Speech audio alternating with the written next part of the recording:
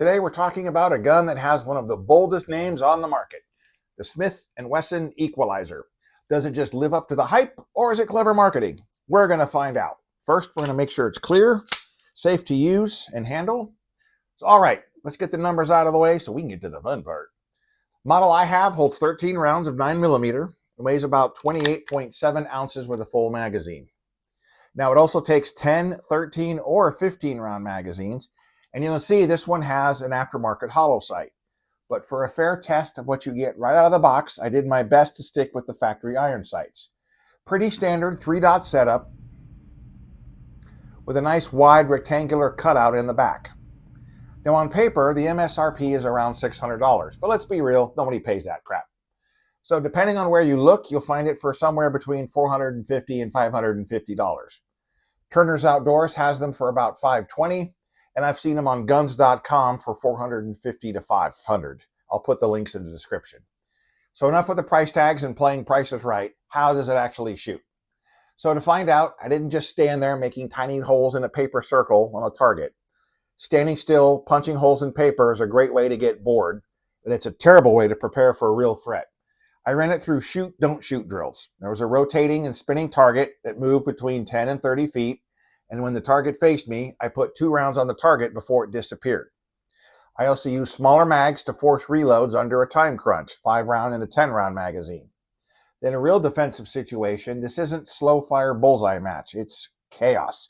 It's adrenaline. You need to be able to think, to move, to shoot, and act under pressure. And that's what this training is all about. I try to get as realistic as possible. Now, how does this actually feel in the hand? The grip is noticeably slim, which is great for concealment. Just disappears under a big shirt.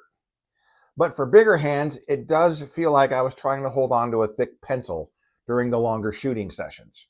The mag release is on the smaller side too, but it gets the job done.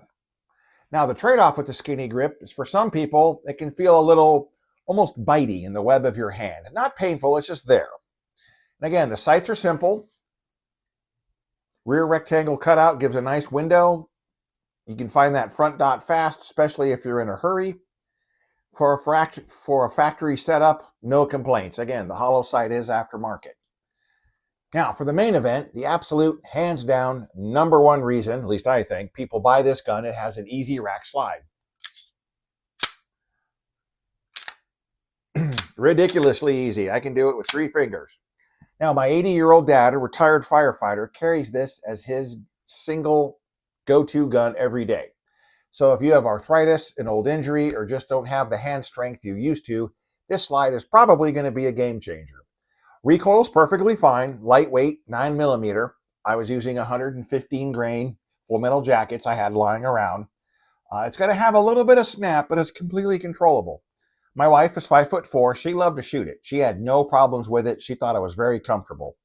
So when you combine that with the easy slide, the manageable recoil, and the slim frame, you have a very user-friendly concealed carry gun. But let's not pretend it's perfect. Every gun has a compromise, and the Equalizer is no different.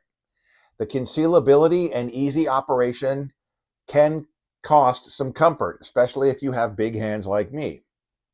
It's a trade-off you have to be willing to make for a gun that's easier to carry and operate. So what's my final take? Well, if you're a shooter who wants maximum comfort, a full grip, or you want something that's just a little heavier so you can put those heavier loads in, you might be happier with something like the Springfield XD. But if your top priority is a defensive gun that's easy to carry, easy to operate, when it counts, the Smith and Wesson Equalizer is a home run. It does exactly what Smith and Wesson promises. They do not disappoint. So now it's your turn. When it comes to a carry gun, what's your non-negotiable? Are you on the side of easy to operate, or are you on the side of maximum comfort, or something else? Let me know your philosophy in the comments. I try to do my best to read every single one. And speaking of the Springfield, I actually put these 2 guns in the ring for a full head-to-head showdown. If you want to see who came out on top, and the results might surprise you, click the video right here. Now stay smart, stay ready, and I'll see you in the next video.